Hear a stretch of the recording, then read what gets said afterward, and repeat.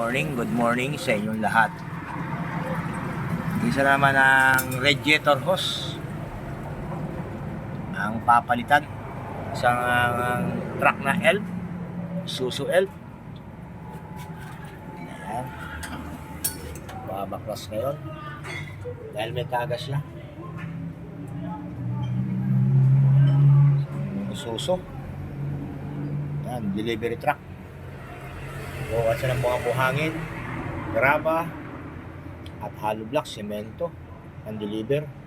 Ngayon, gagawin yung hose kasi tumatagas ang tubig. Siyempre mag-o-overheat. Kaya kailangan gawin, palitan. Para bukas, mga gamit nila, tuloy-tuloy ang biyahe nila. Nakakap na sila. Lalim. Ayan, tumutulo ng tubig.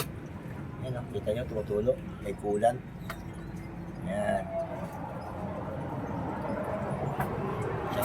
Susuot yan, ha. Yan, o. Nanggal na yung hose. Yan, o. Yan, ang hose. Malaking hose yan, o.